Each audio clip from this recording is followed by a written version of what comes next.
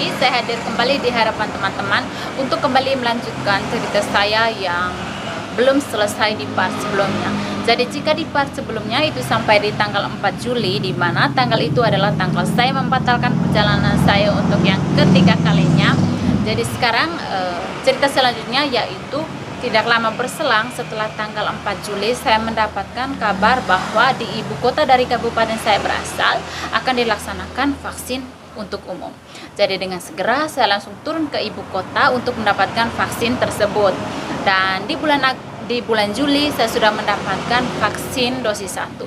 Tetapi saya harus menunggu jadwal untuk vaksin dosis keduanya, dan vaksin untuk dosis keduanya itu dilaksanakan di bulan Agustus. Syukur puji Tuhan, di bulan Agustus saya sudah mendapatkan vaksin dosis 2.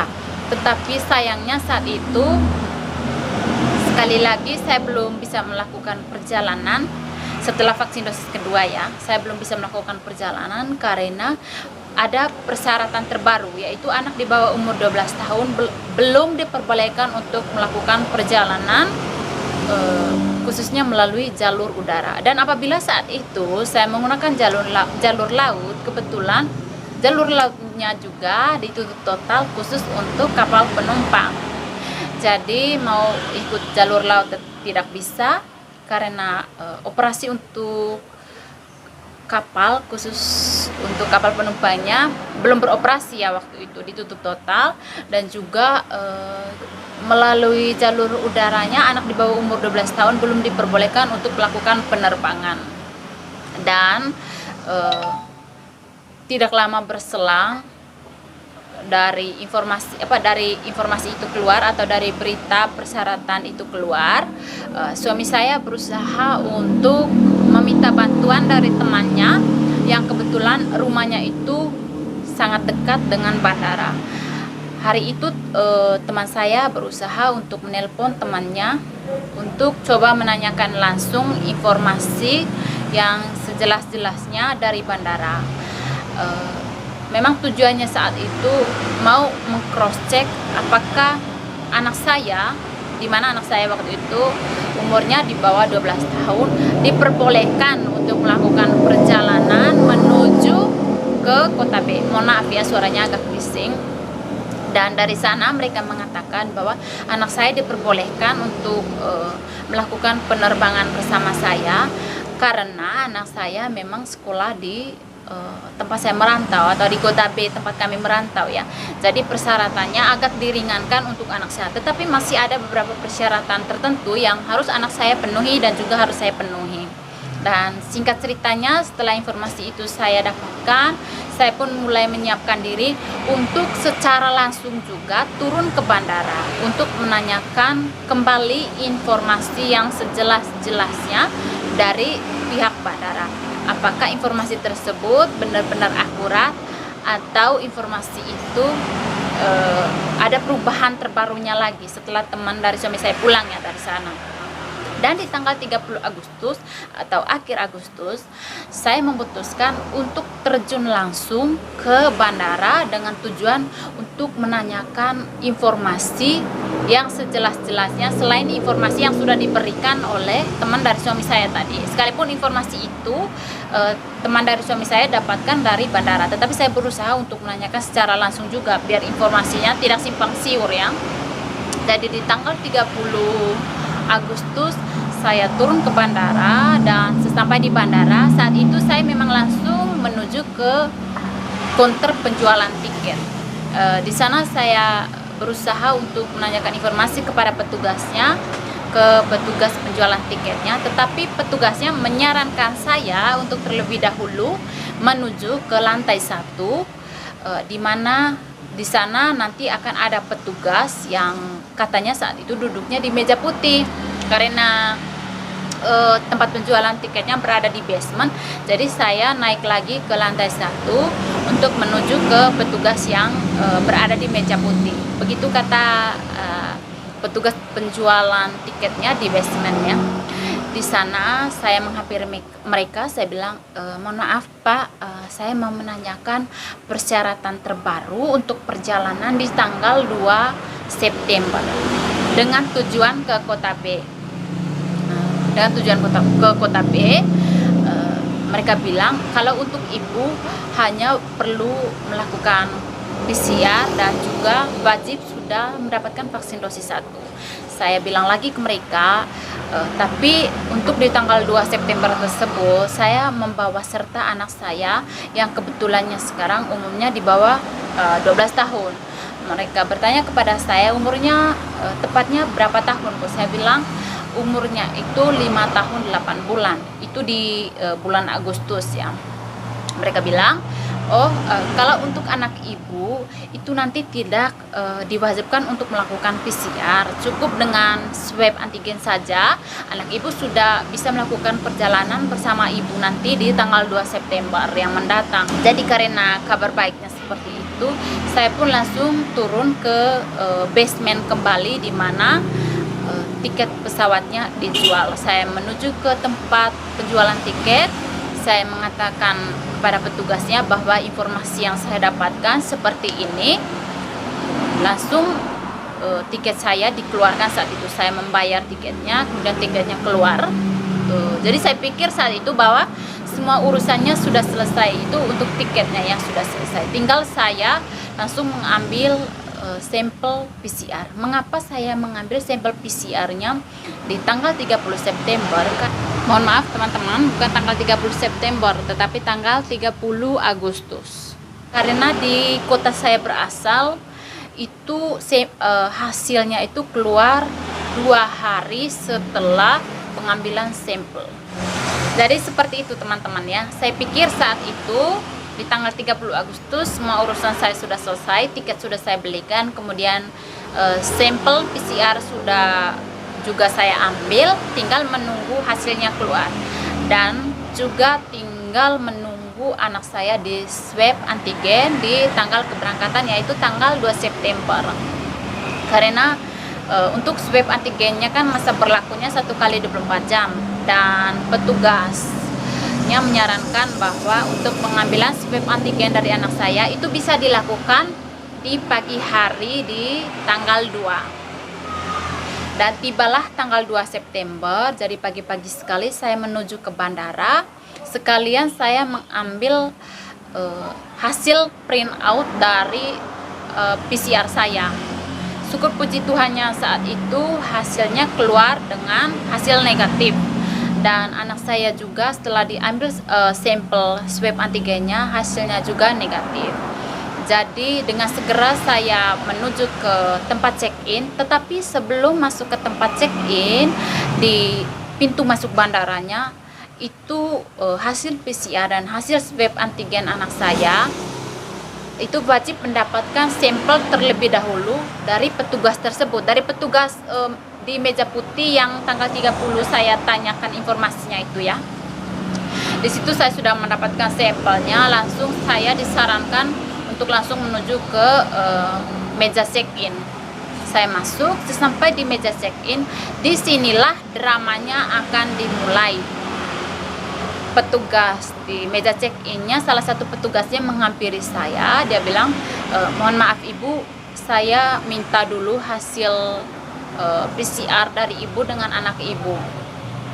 Saya langsung memberikan hasil tersebut kepada mereka. Mereka bertanya lagi untuk memastikan kepada saya, ibu saat ini tujuan keberangkatannya ke bandara mana? Saya bilang ke bandara bla bla bla di kota B ya. Saya bilang begitu. Oh, mohon maaf ibu, kalau misalnya ibu bertujuan untuk menuju ke bandara tersebut, maka anak ibu juga wajib melakukan PCR. Karena swab antigen di sana tidak, untuk menuju ke kota tersebut tidak berlaku. Kemarin ibu mendapatkan informasi ini dari siapa? Petugasnya langsung bertanya seperti itu kepada saya. Saya bilang, saya mendapatkan informasi ini dari petugas yang ada di meja putih di depan. Langsung dari petugasnya itu meminta saya untuk mengikuti dia menuju ke petugas-petugas yang ada di meja putih yang di pintu masuk dari bandara tersebut ya. Sesampai di sana mereka bilang dari petugas di meja putih itu bilang bahwa bukan mereka yang memberikan informasi tersebut di tanggal 30 hari itu. Kalau misalnya mereka yang memberikan informasi itu, otomatis mereka tidak mungkin mengatakan bahwa anak saya hanya cukup dengan antigen untuk menuju ke kota B.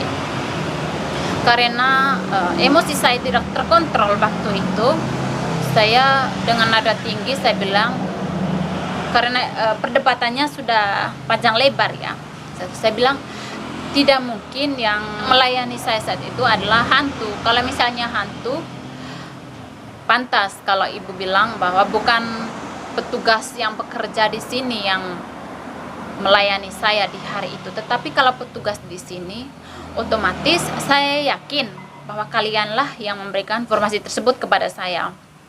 Saya bilang begitu kepada petugasnya saat itu, tetapi mereka masih ngotot ya, sambil mereka mencoba menelpon atasan mereka. Saya tidak tahu mereka menelpon ke petinggi mereka yang ada di bandara keberangkatan saya, atau mereka menelpon ke petinggi yang ada di bandara tujuan saya.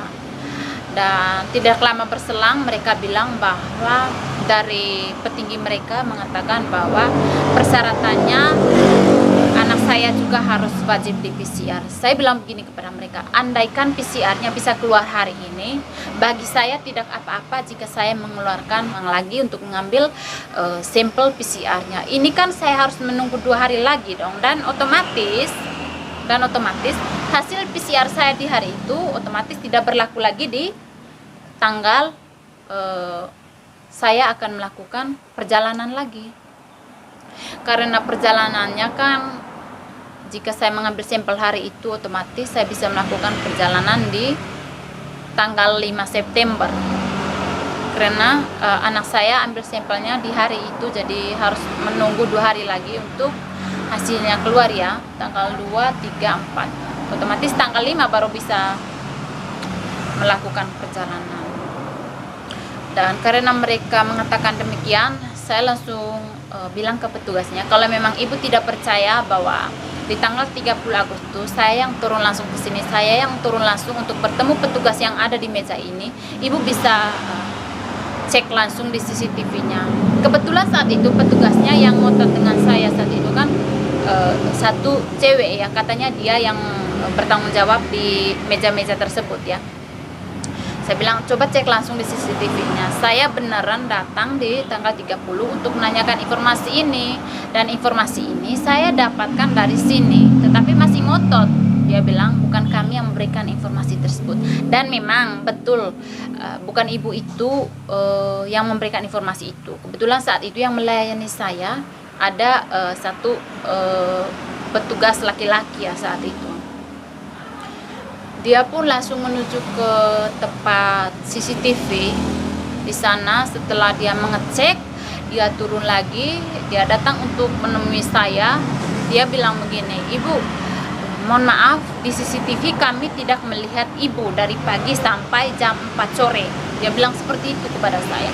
Setelah kami cek CCTV-nya, kami tidak melihat ada ibu di sana. Langsung saya pikir, dalam hati saya berpikir begini, kalau di CCTV saja saya tidak muncul, untuk apa saya harus berargumen dengan mereka? Otomatis nanti saya tetap tidak akan mendapatkan hasil akhir yang baik dari perdebatan saya yang sekarang ya. Dan dengan bangganya juga si ibu itu bilang begini kepada saya, kalau memang ibu beneran datang di tanggal 30 Agustus tersebut, coba ibu tunjukkan kepada kami siapa petugasnya tersebut yang memberikan informasi itu kepada ibu. Dia berkata seperti itu kepada saya. Saya bilang, andaikan saat itu maskernya diperbolehkan untuk dilepas, atau andaikan saat itu saya tahu bahwa situasinya akan seperti ini, saya akan mengambil video, saya juga akan mengambil foto untuk dijadikan sebagai bukti di hari ini. Saya bilang begitu. Andaikan saya tahu peristiwanya akan terjadi seperti ini, saya akan meminta semua orang yang ada di meja putih ini untuk melepas maskernya. Karena kebetulan saat itu kan semua wajib menggunakan masker, otomatis saya tidak bisa memperhatikan mereka satu persatu ya. Apalagi mukanya ditutup masker. Udah seperti itu, mereka pakaiannya sama. Jadi tidak tidak bisa atau tidak tahu ya ciri-ciri khususnya seperti apa. Yang saya tahu waktu itu yang melayani saya adalah petugas laki-laki. Tetapi mereka masih mengotot bahwa yang bekerja di meja tersebut hanya mereka dan tidak ada yang lain. Jadi otomatis bukan mereka yang memberikan informasi tersebut di tanggal 30 Agustus. Karena hasil dari perdebatan panjang lebarnya seperti itu tetap tidak ada hasilnya. Jadi dari mereka juga menyarankan saya untuk langsung turun ke basement, di mana di tanggal 30 saya membeli tiket di sana. Mereka menyarankan saya menuju ke sana untuk mereschedule perjalanan saya.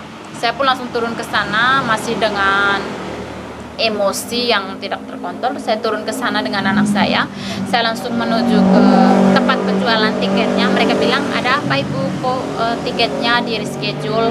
Saya bilang, "Ada beberapa persyaratan yang anak saya tidak penuhi, jadi otomatis saya dan anak saya harus membatalkan perjalanan saya." Mereka pun menyarankan saya untuk mereschedule saja perjalanan kami, dan waktu itu saya mengambil perjalanannya di tanggal 5 sambil menunggu hasil PCR dari anak saya nanti keluar ya.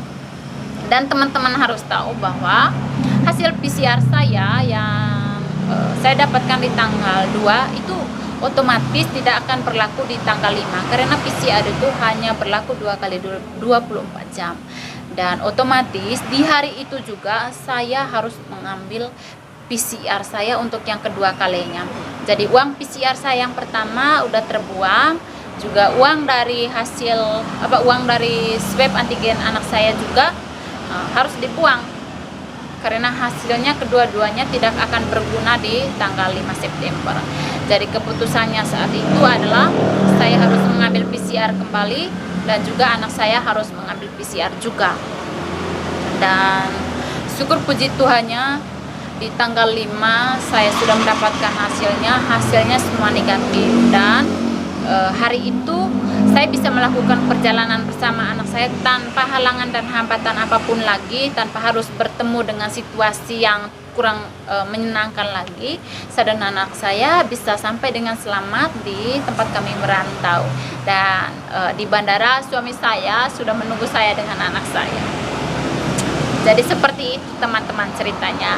Di sini pelajaran yang saya dapat yaitu bahwa apapun yang menurut kita penting, ada baiknya kita harus mempersiapkan segala sesuatu sebaik mungkin. Salah satunya yaitu kita harus mengambil foto atau mengambil video yang bisa dijadikan alat bukti apabila kita mendapatkan sesuatu hal yang tidak diinginkan di hari berikutnya. Contohnya seperti saya, karena saya tidak pernah membayangkan bahwa situasinya akan seperti itu di tanggal penerbangan saya, yaitu tanggal 2 September. Andaikan saya tahu bahwa nanti akan terjadi seperti itu peristiwanya, otomatis di tanggal 30 saya mengambil foto dari petugasnya, atau kurang-kurangnya saya mengambil sedikit cuplikan videonya ya, biar bisa saya jadikan bukti bahwa di tanggal 30 saya memang benar-benar turun langsung untuk bertanya kepada mereka.